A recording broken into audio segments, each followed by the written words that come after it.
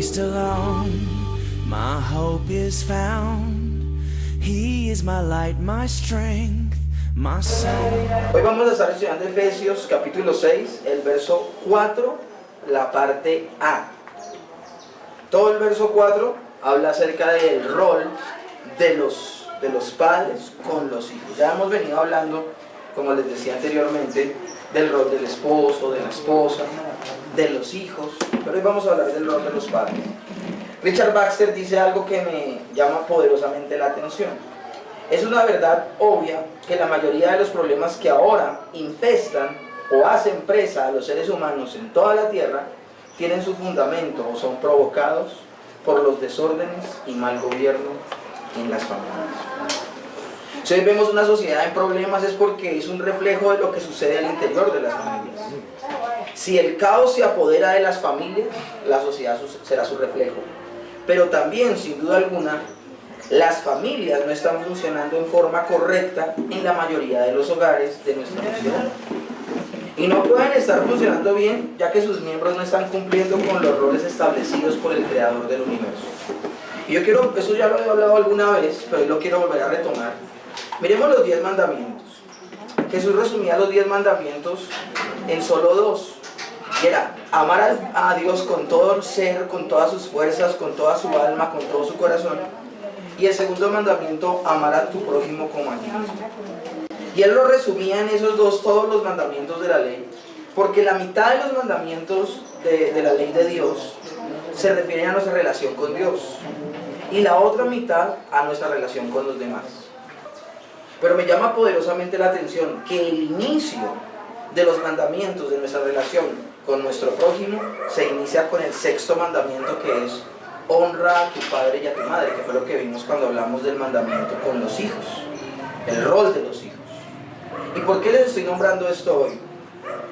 Dios necesita que los hijos honren a sus papás, que ya lo vimos predicaciones atrás, porque son los padres los encargados de formar a esos hijos para entregárselos de una manera correcta a la sociedad. Si los padres no hacen su labor y no educan a sus hijos, se le estará entregando a la sociedad hijos que no están formados, sino deformados. Y por eso la sociedad va a estar muy mal. ¿Lo están comprendiendo? Entonces, el Señor necesitaba que los hijos tuvieran claro que debían honrar a sus padres, porque los padres tenían la labor de educar a sus hijos. Escúchenme, la labor de educar a los hijos nunca fue una labor de terceros. Los colegios, como lo vemos al día de hoy, son una consecuencia de la revolución industrial. Antes de la revolución industrial, quien le enseñaba un oficio a su hijo era su padre. Y por esa razón el padre pasaba mucho tiempo con sus hijos. Y no es raro nosotros ver, por ejemplo, carpinteros de 4ª y 5ª generación, zapateros, donde su padre, su abuelo, su bisabuelo, panaderos, pescadores, arquitectos, ingenieros, electricistas, donde su padre y su padre y su padre, y es como una ciencia que fue heredada de generación en generación. Eso abruptamente lo acaba la revolución industrial, cuando los padres tienen que pasar más tiempo trabajando que con sus hijos, y la misma sociedad tuvo que crear un sistema que cuidara a los niños. Y ese sistema fue el sistema escolar que vemos al día de hoy. Nosotros con Adriana tomamos una decisión radical ya hace añito y medio, y fue desescolarizar a Elisa. Yo no voy a satanizar la educación, porque de hecho soy maestro en un colegio, pero nosotros sí reflexionamos profundamente en la labor que tenemos con nuestros hijos de educarlos. Y un día nos sentamos y hablamos con ella y llegamos a la conclusión de que estábamos educando a muchos niños, menos a nuestros propios hijos, porque pasábamos mucho tiempo en el colegio, y pasábamos mucho tiempo, ella también es maestra, y pasábamos mucho tiempo enseñando a otros, y cuando veníamos veíamos que a Elisa la estaba educando cualquier otro tipo de personas menos sus papás. Y a eso es a lo que quiero que hoy reflexionemos, de que ese sea nuestro punto de partida hoy. ¿Quién educa a nuestros hijos? ¿Quién es el que está tomando el control sobre nuestros hijos y está metiendo ideas en la cabeza de ellos? Estudiar hoy el rol que señala el apóstol Pablo para los padres. Padres cuyas vidas son controladas por el Espíritu Santo. Y el pasaje dice de esta manera: hijos, obedeced en el Señor a vuestros padres, porque esto es justo. honra a tu padre y a tu madre, que es el primer mandamiento con promesa, para que te vaya bien y seas de larga vida sobre la tierra. Y vosotros, padres, no provoquéis a ira a vuestros hijos, sino criadlos en disciplina y amonestación en el Señor. El padre solo ve que el niño se enoja con una orden que se le da, pero nunca llegamos a observar por qué razón se enoja el niño. ¿Ok? Ahora, yo quiero hacer aquí un alto en el camino. Estamos en un momento difícil de la sociedad. Estamos en un momento difícil porque precisamente al día de hoy el problema no es que los padres exageren en la educación y disciplina de los hijos. Estamos en un momento de la sociedad donde carecemos de eso. Estamos en un momento de la sociedad donde precisamente pasa lo contrario, donde los papás se esfuerzan por ser amigos de sus hijos, donde los papás se esfuerzan por ser laxos y no crear ciertas reglas al interior de la casa. Pero también vimos en el pasado cómo había gente que ya exageraba en su labor. Y en esa época era donde venía el titulito de que la letra con sangre entra. Y no era algo que solamente hacían los maestros, también lo hacían los papás. Y ninguno de los dos extremos es sano. Ni ser tan laxo que no educo a mi hijo, ni tampoco el ser re estricto donde se hace lo que yo digo, sino que hay unas reglas del juego. Y aunque hoy vamos a ver solamente el texto del verso 4, la parte A, sí me gustó leer todo el pasaje para que viéramos primero el mandamiento que se le da a los hijos. El mandamiento es que ellos se sujeten a sus padres, que los honren. Pero inmediatamente el apóstol, inspirado por Dios, dice: y ahora ustedes, padre, con esa autoridad que les he dado, no los provoquen a ira. Y esto es lo que me parece maravilloso de la Escritura. La Escritura es inspirada por Dios. La Biblia fue escrita por autores inspirados por Dios. Y sin duda, las Escrituras, por ser exhaladas por el mismo aliento de Dios, son plena sabiduría. Y encontramos en ella un maravilloso equilibrio. Al señalar el rol de la persona, inmediatamente la regula. Vuelvo y repito, inmediatamente que le dice el rol a la persona, también regula ese rol. Y les voy a poner un ejemplo. Encontramos en ella esto que pasa con las esposas. El rol de la esposa hacia el esposo es sujeción. Y la mayoría de mujeres pueden brincar con ese rol porque dicen: pero ¿cómo yo me voy a sujetar a ese individuo?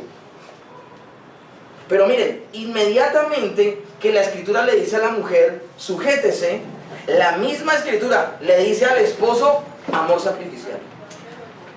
No sé si están entendiendo mi punto. Pongamos otro ejemplo.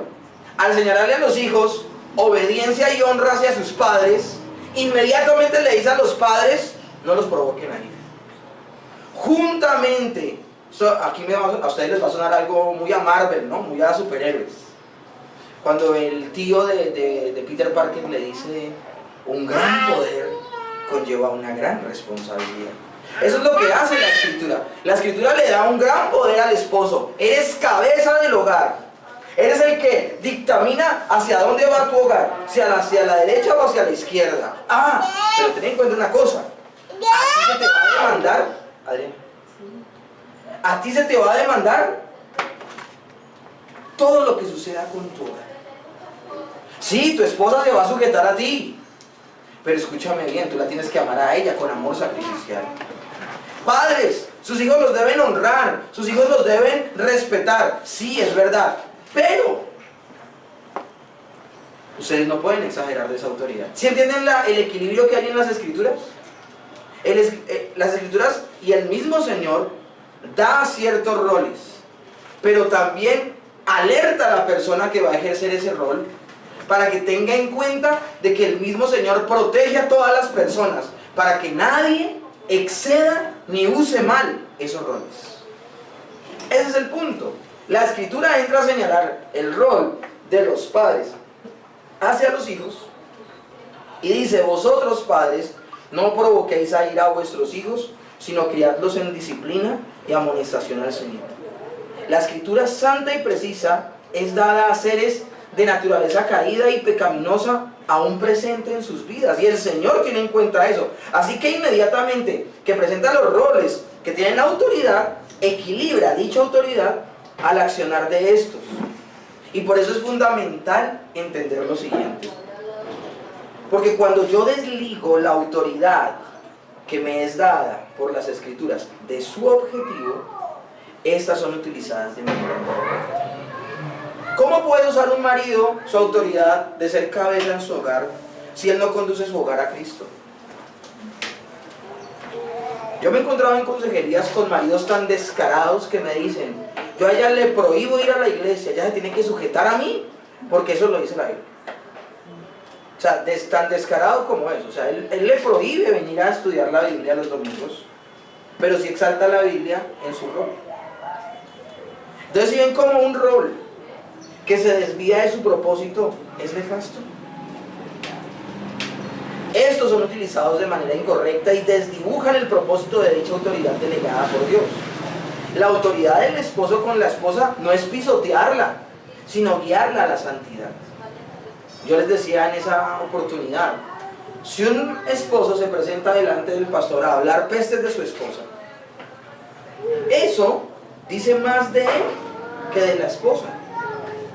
Porque si está diciendo es que mi esposa no hace esto, ni aquello, ni lo otro, entonces como qué papel ha hecho el esposo de formar a su esposa, ¿me comprenden?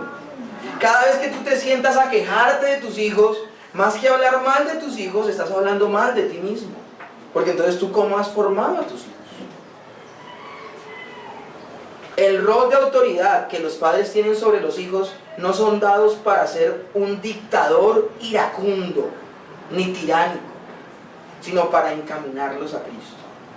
La instrucción que se deja a los hijos de obedecer y honrar a sus padres presupone, como vimos la semana antepasada, hace ya como 3 semanas, el hecho de que haya autoridad paterna que ellos deben acatar. Pero cuando Pablo expresa cómo deben comportarse los padres hacia los hijos, no los exhorta al ejercicio de la autoridad. Miren, si ustedes ven el pasaje que les acabo de leer, en primera instancia Pablo no está alentando a usar la autoridad, sino está ¿qué? Alertando de que no usen mal esa autoridad. ¿Sí ven cómo la misma escritura lo regula uno como padre? La escritura nos está diciendo, y miren, dele duro, como muchos nos enseñaron, ¿no? Dele duro, mándelos, mejor dicho, no los dejen ni respirar. No, la palabra acaba de decirle a los hijos, sujétense a sus padres, pero cuando se refiere a los padres, les dice, ojo cómo usan esa autoridad. Ojo cómo usan esa autoridad. No los exhorta al ejercicio de la autoridad de las Escrituras, sino que nos restringe y nos direcciona según el propósito con el que fue dado. Y yo le doy gloria a Dios por la bendita sabiduría de Él, que direcciona a pecadores como nosotros a guiar a otros pecadores como nuestros hijos. Al entender que debemos dar cuentas delante del Señor, nosotros vamos a, de alguna manera, cuidar con el ejercicio de criar a nuestros hijos. Ahora, esto no quiere decir, y acá yo tengo que hacer una salvedad, esto no quiere decir que en la medida que alguien de la familia no cumpla con su rol, yo no debo cumplir con el mío. Mi esposo me exige que yo me sujete, pero ese hombre no está sujeto a Cristo, entonces yo no me sujeto a él. Es que mis papás tienen una montaña de errores, entonces no me sujeto a ellos. Es que mi mujer no me honra, entonces yo tampoco la trato como Cristo trató a la iglesia. No. Miren, mi papel al interior de mi matrimonio, mi papel no es recordarle a Adriana cada 5 minutos que se sujete. Yo lo que he optado es, en algún momento donde veo algún desorden, yo me quedo callado. De pronto si le reflexiono, oye, puedes decirle de una manera distinta, bueno, cualquier cosa.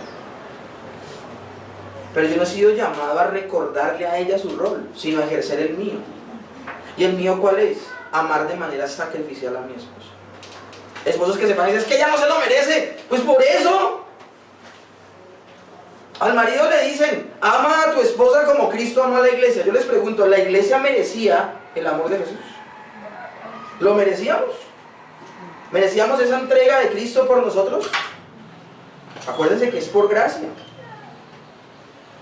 Entonces los roles, el cumplimiento de los roles no está condicionado a que mi pareja o mis hijos o mi cónyuge haga su papel para yo hacer el mío. Esto es algo individual. Cumple tú con tu rol.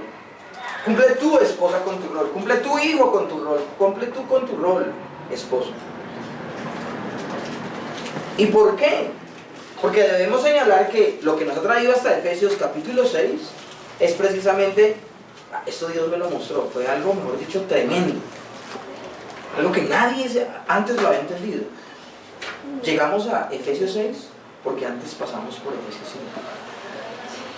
Un descubrimiento bravo, ¿cierto? Y miren lo que dice Efesios 5:21. Someteos unos a otros en el temor de Dios. O sea, yo demuestro que Dios está dentro de mí porque me aprendo a sujetar. No ando como rueda suelta por ahí por la calle. Me aprendo a sujetar. Y esto es tan así, tan sensible, que esta semana Elisa me decía, papi, te equivocaste. Y obviamente ya no me tiene que estar recordando mis equivocaciones, pero lo que pasa es que en ese momento yo me equivoqué con ella. Entonces ahí sí me lo tiene que hacer ver. ¿Me entienden? Si yo me equivoco en otra cosa que no le concierne a ella, pues otra persona me debería llamar la atención. Pero en este caso era en mi relación con Elisa. Elisa me dice, papi, es que no fue así. Y me lo explicó tan claramente que yo le dije a ella, oye, amor, perdón. Y es bueno que los hijos vean en nosotros eso, y más adelante lo voy a iluminar de mejor manera. Pero nosotros reflejamos que Dios está dentro de nosotros cuando somos capaces de sujetarnos, de someternos unos a otros. Así que si un esposo no ama a su esposa de manera sacrificial, esto no debe ser excusa para que la esposa entonces no se sujete. Si una esposa no se sujeta a la autoridad de su esposo, esto no es excusa para que él no la ame sacrificialmente. Si un padre no cumple con su papel sabiamente de crianza, esto no es una excusa para que el hijo no le obedezca. Y si un hijo no obedece y honra a sus padres, esto no es excusa para que ellos no lo críen en el temor de Dios. En torno al rol que nos corresponde a cada uno de nosotros debemos cumplir. Y a los padres sobre los hijos, el apóstol Pablo ordena lo siguiente. Verso 4. Lo va a estar leyendo muchas veces hoy durante la predicación. Y vosotros padres no provoquéis a ira a vuestros hijos, sino criadles en disciplina y amonestación en el Señor. Los padres tienen una responsabilidad ante Dios de la crianza y formación de sus hijos. Es entender que nuestros hijos no nos pertenecen. Salmo 127:3 dice, he aquí herencia de Jehová son los hijos, cosa de estima el fruto del vientre. Y miren, nosotros debemos meternos esto en la cabeza y en nuestro corazón. No son nuestros, son de Dios. El Señor nos los encargó, nos los delegó por un tiempo. En el libro de Ezequiel, en el capítulo 18, el verso 4, Dios afirma, he aquí que todas las almas son mías. El escritor de la epístola a los hebreos los llama el Padre de los Espíritus. Y Dios expresa en los Salmos, mío es el mundo y su plenitud. Dios juzga a los judíos precisamente en el Antiguo Testamento porque sacrificaron a sus hijos, hijos que eran de Dios y se los había Él dado a ellos y ellos los habían entregado a sacrificios paganos. Miren lo que dice Ezequiel 16 del 20 al 21. Además de esto tomaste tus hijos y tus hijas que habías dado a luz para mí y los sacrificaste a ellas para que fuesen consumidos. ¿Era poca cosa tus fornicaciones para que degollases también a mis hijos y los ofrecieras a aquellas imágenes como ofrenda que el fuego consumía? Él empieza a hablar de que eran sus hijos y sus hijas, pero luego dice, y también sacrificaste a mis hijos. ¿De quiénes son nuestros hijos? Son de Dios. Y este pasaje es bien fuerte, porque en la época en que Ezequiel escribe esto hay un dios que se llama el dios Moloc, un falso dios. Y el dios Moloc era representado por una estatua hueca de metal de un dios airado, se llamaba Moloc. Y esa estatua era hueca porque le metían carbón y fuego en su base y ellos le daban a un fenómeno físico, le daban atribuciones espirituales. Entonces ellos decían que cuando el hierro, como era hueco, cuando el hierro se ponía rojo, era que había descendido el espíritu de Moloc sobre esa estatua y estaba airado y necesitaba un sacrificio. ¿Saben lo que hacían estos desgraciados? Cogían a sus bebés y los metían dentro de ese Dios hueco y los quemaban. Eso hacía. Pero yo hago una conversión al día de hoy. ¿Cuántos padres pueden estar haciendo eso? Entregando sus hijos al fuego, y no al fuego que pasaba por un momento como el fuego de Moloch, sino cuántos hijos están entregando a sus hijos al fuego eterno, porque no los preparan, porque no los forman en el temor de Dios. Yo a veces llego cansadísimo a la casa y Elisa me dice: papá, me lees la historia bíblica, y es que ella es intensa con eso. A veces he llegado tan cansado que solo oramos. Un día me dice Elisa: pues si tú no me la lees, yo la leo. Y que me reargulló tanto que me senté y se la puse a leer. Porque es nuestra responsabilidad. Es nuestra responsabilidad. Y para poder cumplir correctamente con nuestro papel como padres, lo primero que debe darse cuenta uno y es tener una convicción de que nuestros hijos no son nuestros. Si Dios nos los da, tenemos la responsabilidad de criárselos.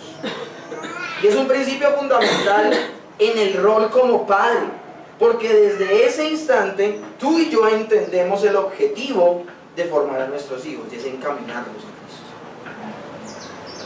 Edward Payson dice: a pesar de lo cuidadoso que seamos en educar a nuestros hijos, no podemos decir que los educamos para Dios a menos que creamos solo en Él.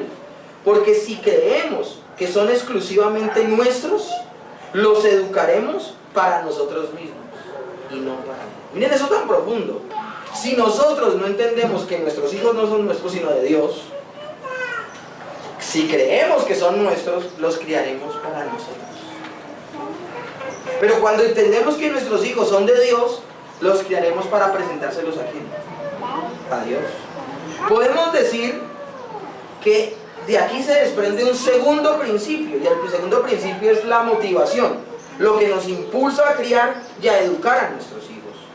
Si tu motivación para criar, educar y formar a tus hijos es que tú les amas, les tienes amor, tu motivación no va a ser la correcta. Sucederá que en el transcurrir del tiempo, si tu hijo te desagrada por cualquier circunstancia como groserías, desprecio, altivez, desobediencia, tu motivación va a ser minada.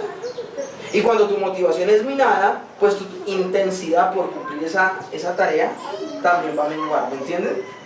Vuelvo y repito, tú dices: no, yo voy a educar a mis hijos porque mi motivación principal es que los amo. Llegará un momento en la vida donde tú no vas a amar a tus hijos, donde los vas a odiar, porque se van a comportar tan mal que tú... Yo me acuerdo una vez que le rompí toda la loza a mi mamá. Me subí a colgar y estaba haciendo algo que me correspondía: lavar la camisa del colegio, colgarla, pero era en Bogotá, tenía un saco de lana, se enredó en el cuelgaplatos. Cuando salté de la mesa, me llevé el cuelgaplatos y se rompieron todos los platos. Yo no rompía un plato, rompía toda la vajilla. Ahora, con la mala suerte de que eso fue 3 días antes del Día de la Madre. Mi mamá quería un perfume, quería unos zapatos, quería un vestido. Mi papá le regaló un juego de vajilla. Y mi mamá, cuando abre su regalo el Día de la Madre, me miró y me dijo algo terrible. Me dijo: me hubiera gustado que no hubiera nacido. Pero yo les pregunto, ¿ya lo dijo honestamente? No, sencillamente estaba enojada. A los 2 días me dijo: discúlpame, perdóname. Sencillamente estoy trayendo este ejemplo porque va a haber momentos donde tú vas a tener un conflicto tan serio con tu hijo, con tu hija, que no la vas a ver con ojos de amor, vas a estar airado con esa persona. Y te aseguro que tu deseo, tu impulso, tu motivación por educarle se va a ver minada y va a bajar tu impulso y tu ímpetu. Entonces, el amor por nuestros hijos no debe ser nuestro principal motor de motivación para educarlos. La única motivación correcta que la Escritura señala para que cada cosa que haga yo en mi vida para educar a mis hijos es la gloria de Dios. ¿Saben por qué yo educo correctamente a mis hijos? Para la gloria de Dios, para presentárselos a Dios como Él quiere que se los presente. Y yo les aseguro que esa tarea no se va a ver nada, a pesar de que cuando yo vea a mi hija haciendo algo terrible, eso no me va a desmotivar, sino que me va a motivar más a formar en ella a Dios. Nosotros no actuamos. Miren, de hecho, si nosotros hacemos las cosas por amor, ¿Qué nos diferenciaría de los animales? Alguien dijo esto: si actuamos meramente basado en nuestro afecto paternal y maternal, no actuamos basados en un principio más elevado que el de los animales irracionales a nuestro alrededor, muchos de los cuales parecen amar a sus hijos no con menos ardor ni con menos prestación para enfrentar peligros, esfuerzo y sufrimiento para promover su felicidad que nosotros para promover el bienestar de nuestros hijos. ¿En qué nos diferenciaríamos de los hijos? Nosotros no actuamos por instinto, nosotros tenemos un propósito en nuestra existencia. ¿Y cuál es ese propósito? La gloria de Dios. Y la crianza de nuestros hijos es fundamental en torno a dicho propósito. Yo me acuerdo cuando estuvimos en el curso psicoprofiláctico, cuando iban a hacer Elisa hace 9 años atrás. Entró la psicopedagoga entró ahí y dijo: bueno, papitos y mamitas, tengo 45 minutos para hacerlos los mejores padres. Eso tiene presentación. Y por esa razón tenemos que estudiar diligentemente en la palabra de Dios para asegurarnos que estamos haciendo lo que Dios requiere de nosotros. En la exhortación que el apóstol Pablo hace a los padres sobre el papel, su rol sobre la crianza de los hijos presenta 2 mandamientos. Y un mandamiento es negativo y otro mandamiento es positivo. El negativo, ¿cuál es? Lo que no debemos hacer. Y lo que no debemos hacer es llevar a nuestros hijos a que tengan ira.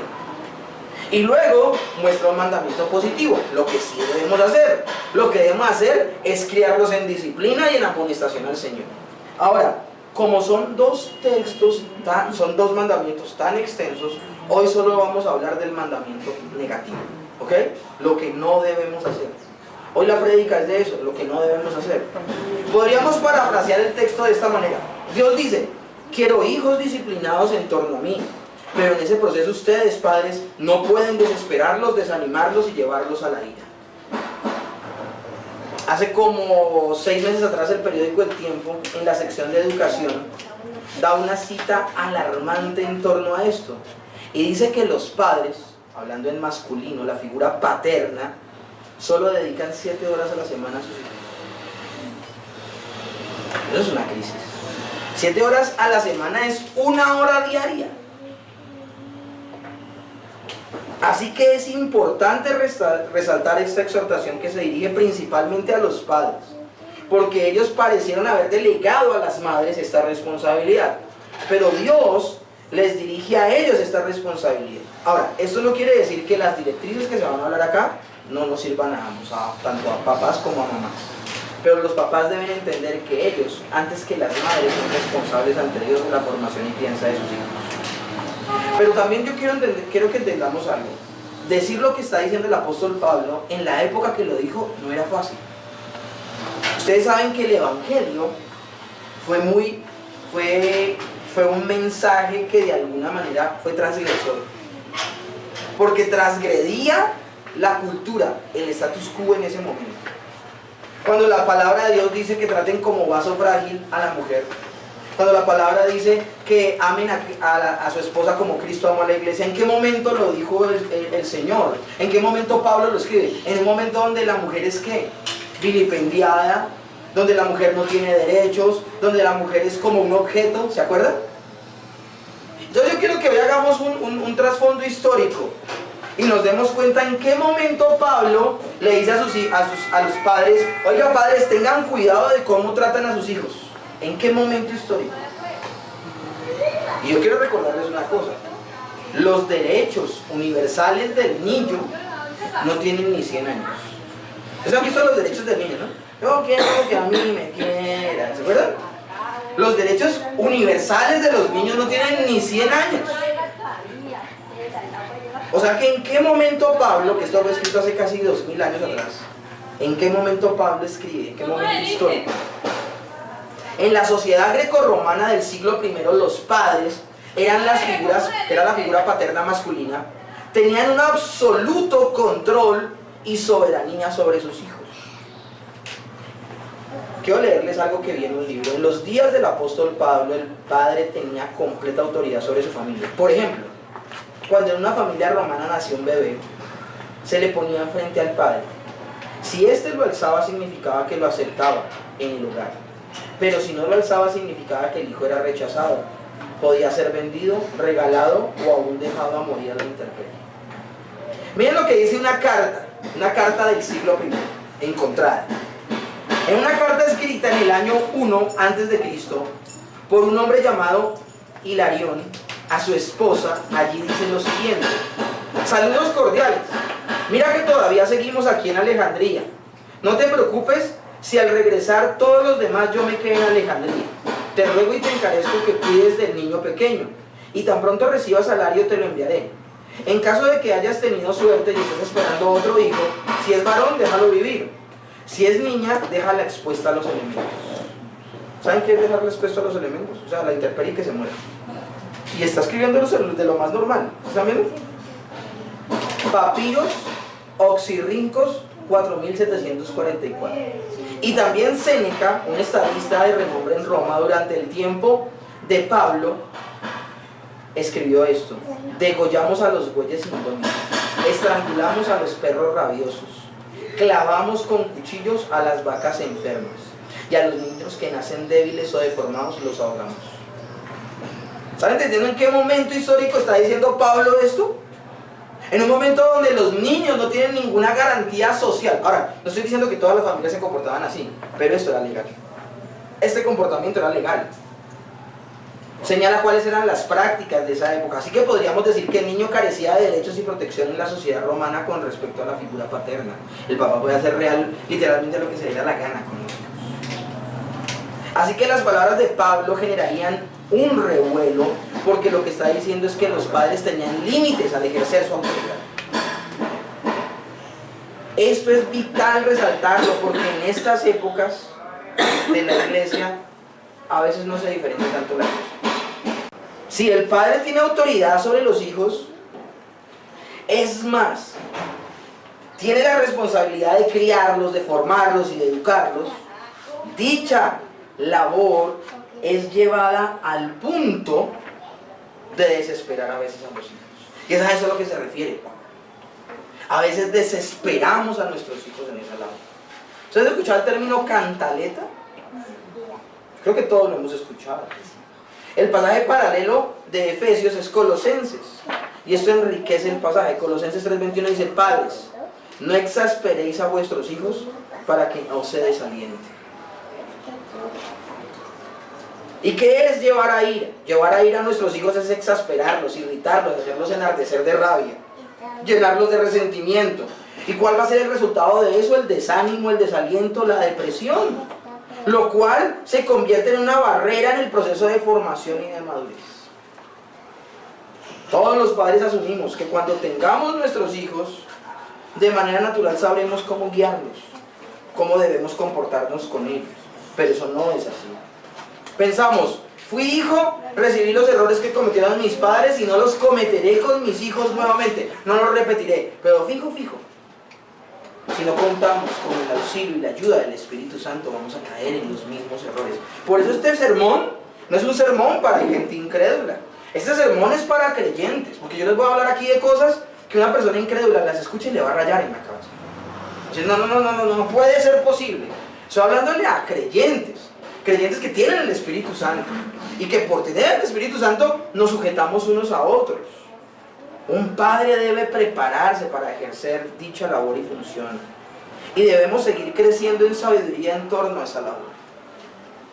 ¿Y por qué cosas podemos provocar ira a nuestros hijos? Primero, el primer aspecto que debemos tener presente en torno a no llevar a ira a nuestros hijos es trabajar en nosotros mismos.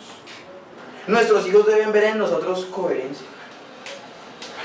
Y si yo a mi hijo le hablo de que sea un ser espiritual y yo no lo soy, por ejemplo, en tanto que no seamos capaces de ejercer autocontrol sobre nuestro propio temperamento, fallaremos en el propósito de no exasperar a nuestros hijos. Recordemos que en esta sección de la epístola de los Efesios se llama la vida en el Espíritu. Y la vida en el Espíritu se caracteriza por ser una vida controlada, una vida de dominio propio.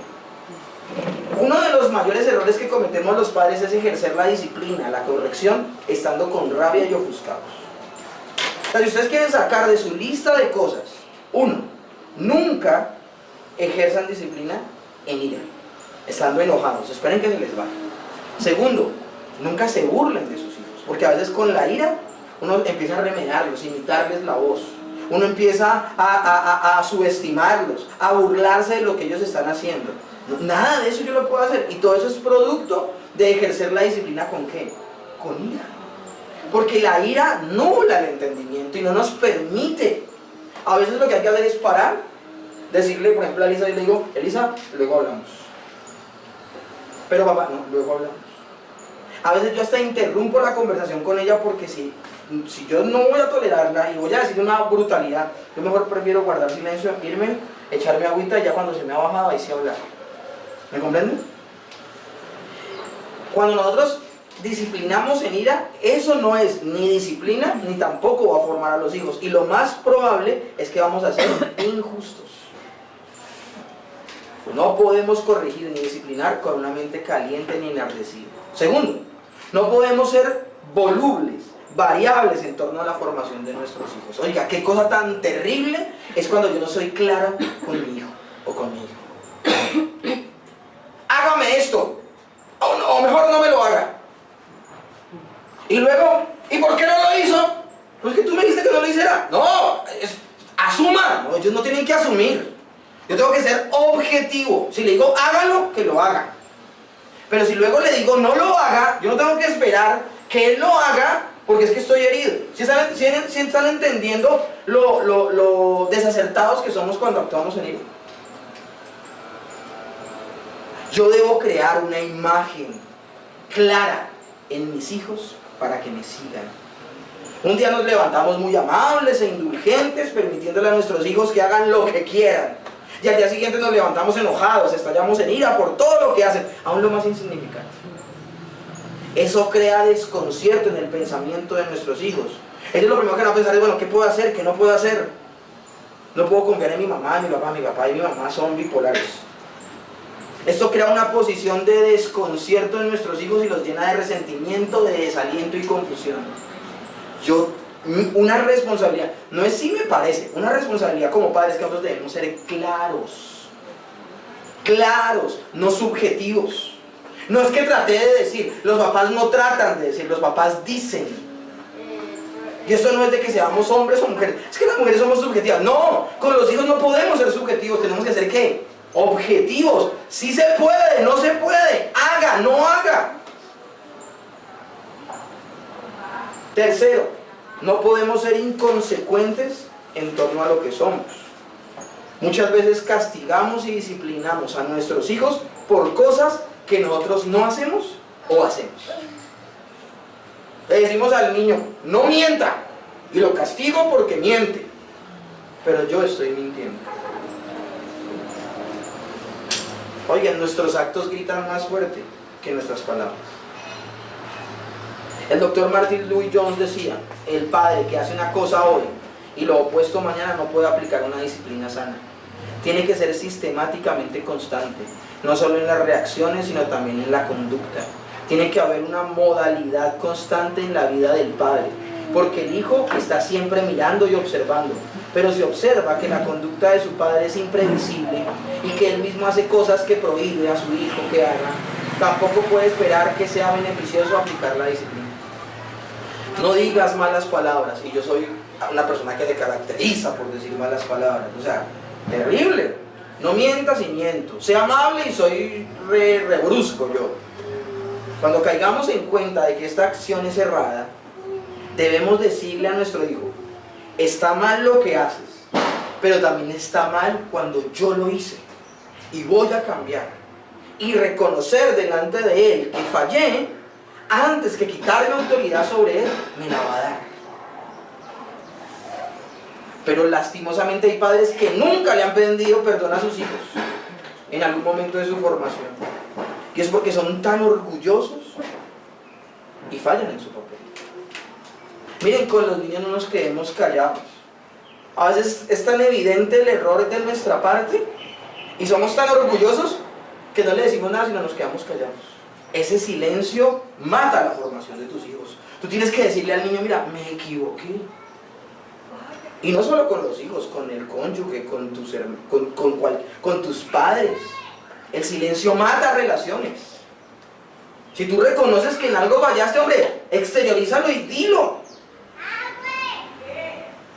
Cuarto, debemos escuchar a nuestros hijos antes de castigarlos. Y por eso es tan clave no estar airados. Porque cuando estamos airados, cuando tenemos ira en nuestro corazón, tendemos a no escuchar. Debemos darle la oportunidad a nuestros hijos de expresarse porque hizo o no lo que hizo. Y no es que su expresión en sí mismo lo salve del castigo. Porque muchas veces vamos a escucharlo, vamos a darnos cuenta que no hay razón por la cual actuó como actuó, pero lo escuchamos. Pero va a haber alguna oportunidad donde lo vamos a escuchar y el niño tenga la razón. Y eso nos lleva a replantear la disciplina que vamos a tomar con él. Pero ya tenga o no tenga la razón, escúchalo. Porque eso le está diciendo a él a gritos que tú lo tienes en cuenta. ¿Cuántas veces podemos cometer injusticias con nuestros hijos por el hecho de no permitirles expresarse? ¿Cómo se siente tu hijo si tú lo castigas de manera injusta y encima de eso no lo escuchaste? Es seguro que lo vas a exasperar y lo vas a irritar. Quinto, es fundamental entender que los hijos tienen sus propias personalidades y no son seres que deben ser un reflejo de nuestros deseos. Muchos padres quieren vivir la vida a través de la vida de sus hijos. Quieren llegar a ser lo que ellos no pudieron ser. Quieren imponerle sus gustos, sus anhelos, qué deporte practicar, qué carrera estudiar. Y por eso debemos entender que nuestros hijos no deben ser clones de nosotros. Ellos son seres con una personalidad propia. Los padres debemos entender que los hijos son seres creados a la imagen y semejanza de Dios, que tienen sus propias personalidades, sus propios talentos y sus propias falencias. Y por eso no debemos imponerles nuestros deseos frustrados. Eso los va a desesperar y los va a desanimar. 6. Cuando disciplinemos a nuestros hijos debemos cuidarnos de no humillarlos. No debemos hacerlos sentir mal ante sus amigos o ante otras personas. Miren, si algo a mí me duele, personalmente hablando a mí, si algo a mí me duele, es que alguien que tenga la oportunidad de llamarme la atención en privado, en principio lo haga en público. Y yo soy un man de 41 años, soy un hombre de 41 años. Ustedes pueden imaginarse cómo se debe sentir una niña de 9 años si yo hago eso con Elisa. Si yo la cojo y expongo sus debilidades o de pronto sus desaciertos y lo expongo delante de sus amigos. O si de pronto lo expongo delante de toda la familia, es bueno cogerla a un lado y hablar con ella y decirle, esto, aquello.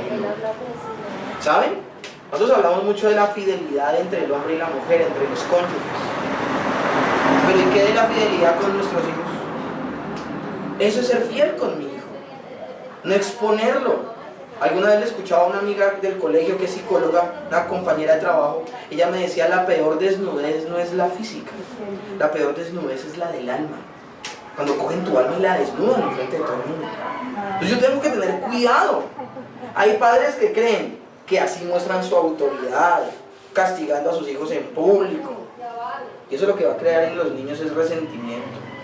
Y es de alguna manera una agresión hacia ellos. No destruyas a tus hijos con tus palabras. El objetivo de la disciplina es la formación, no el atropello. 7. Debemos entender que nuestros hijos se van desarrollando, van madurando y volviéndose independientes. ¿Y eso qué quiere decir? Casi que lo que queremos tener en cuenta es que muchos padres quieren meter a sus hijos en una bola de cristal. No quieren que nada los toque. Pero los niños crecen y crecen de una manera rapidísima. Y no solo crece su cuerpo, también crece su mente. Y empiezan a ser cada vez más independientes. Nosotros tenemos un tiempo límite, un tiempo récord. Los primeros 7 años de formación de los hijos son vitales. Cada 7 años sucede en los niños algo maravilloso. O sea que edades climáticas, los 7, los 14 y los 21. Edades climáticas, claves, donde uno tiene que estar allí. Nuestra labor no es decirle todas las cosas. Nuestra labor es crearles un criterio. No es decirles puntualmente, haga esto y programarlo y encerrarlo. No, que el día que ese niño, esa niña salga a la sociedad, tenga un criterio, y ese criterio sea permeado por el temor de Dios, y sepa a qué decirle sí y a qué decirle qué.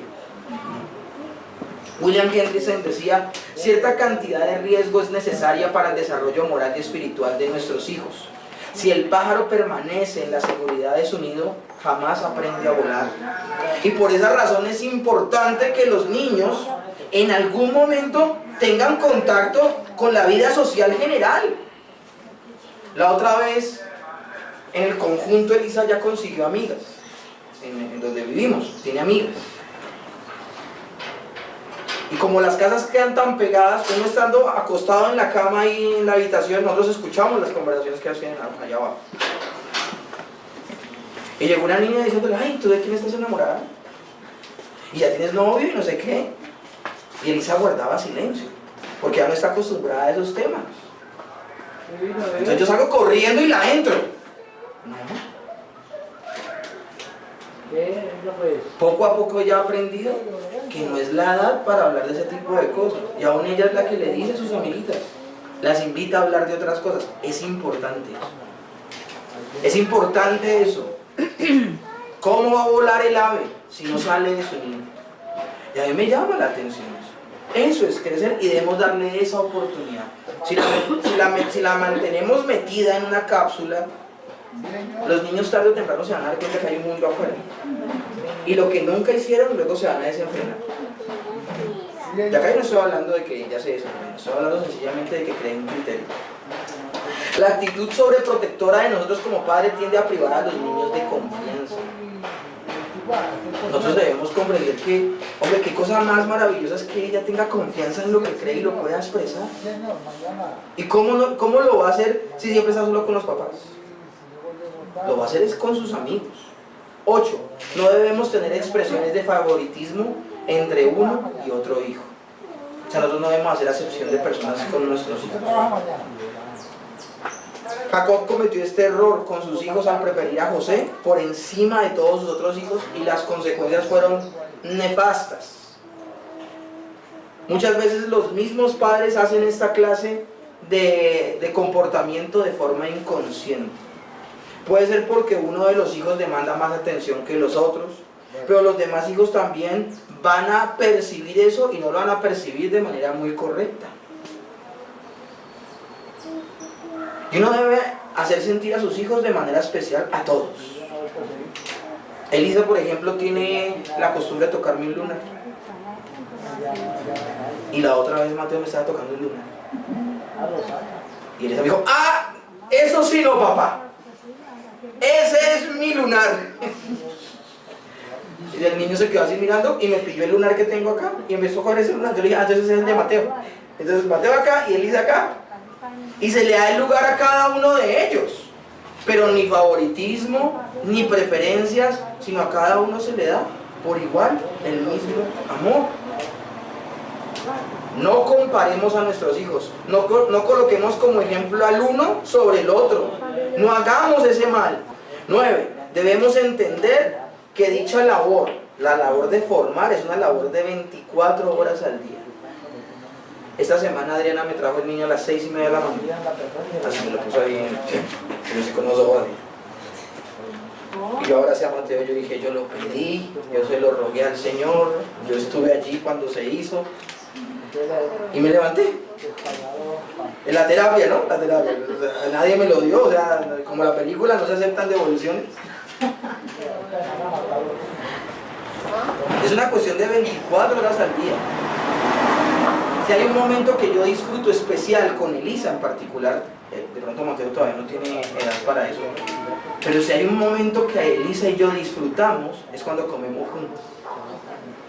Y cuando comemos juntos, no hablo de comer todos en la mesa, papá, mamá, hijo, no, nada. Hablo de cuando los dos salimos a comer. A veces salimos de acá en la noche después de clase de teología y se me queda mirando y dice, ¿qué, papi? ¿Al de 24 horas? Porque es un restaurante que hay acá en Jamón de 24 horas. Pero hágale. Y nos vamos para allá.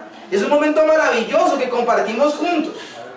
Y yo les aseguro, hay días donde salgo de aquí como un chupo, porque vengo del colegio, luego a dictar aquí la clase, y lo que más quiero es irme a dormir. Pero ese tiempo es especial para ella y se ha convertido en un tiempo especial para mí.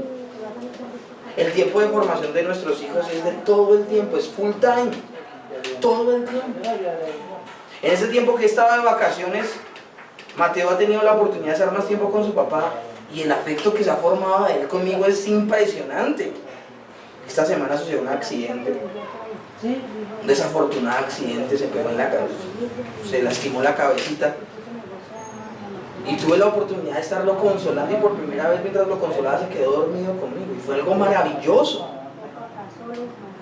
O sea, nosotros no alcanzamos a dimensionar hasta dónde llega nuestra responsabilidad con nuestros hijos.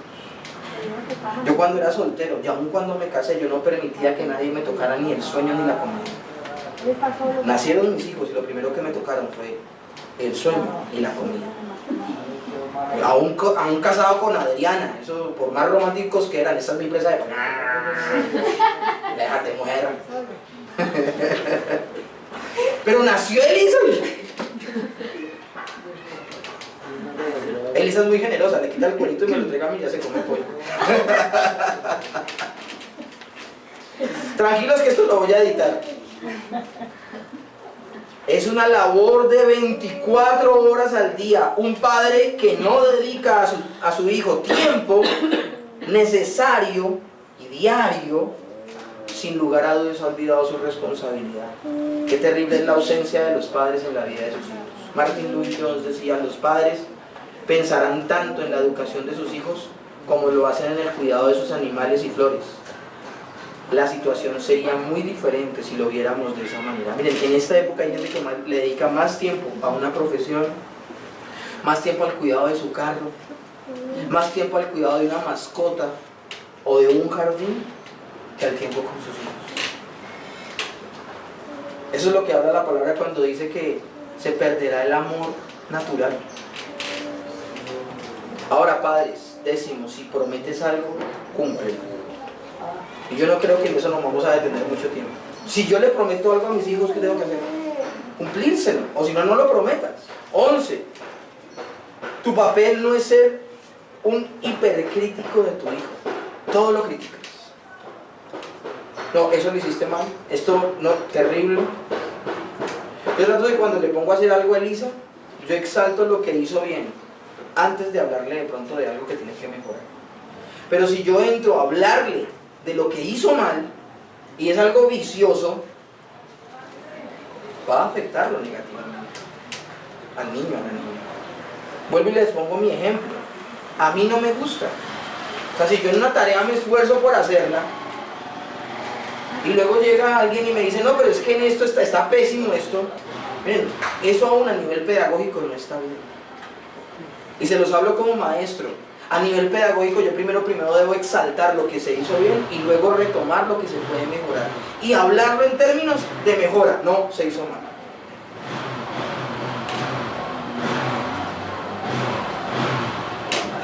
Les exigimos tanto a nuestros hijos en tantas áreas que los exasperamos. Tristemente como padres somos continuamente culpables de esto. No todos somos iguales, algunos somos mejores en algunas cosas que otros. Y aquí es el punto donde yo les decía, nosotros no podemos castigar a nuestros hijos por ser torpes. Terrible es castigar a un hijo por su torpeza. Se debe castigar por su rebeldía, mas no por ser torpe. Castigar a un hijo porque mantiene regado todo lo que coge. Está bien, o sea, se le volvió de deporte tener desorganizado el cuarto. Yo le puedo llamar la atención por eso. Pero si por ejemplo coge algo y se le cayó y se le rompió, y miren, yo me voy a echar al agua. Un día Lisa cogió algo y lo rompió y me cogió en un mal día y yo le iba a regañar, y cuando la fui a regañar le pegué algo y rompí algo. Me sentí tan mal, no le alcancé a decir nada. O sea, Dios me cogió y me cacheteó porque yo sabía que había sido un accidente, que yo había roto eso. Y yo dije, ¿qué tal si para ella también fue un accidente? Yo le dije, Elisa, ven y recogemos con todo lo que rompió. Castigar debe ser producto de que ellos hicieron algo mal. A todos nos ha sucedido un accidente. Es distinto cuando advierto algo y aún después de advertirlo lo hace, a que suceda un accidente. Efesios 6:4 dice: y vosotros padres no provoquéis a ira a vuestros hijos. Hemos visto que la palabra del Señor nos demanda qué no hacer en torno a nuestros hijos. Dentro de 8 días vamos a ver qué debemos hacer. Vamos a orar. Señor, en esta mañana te damos muchas gracias.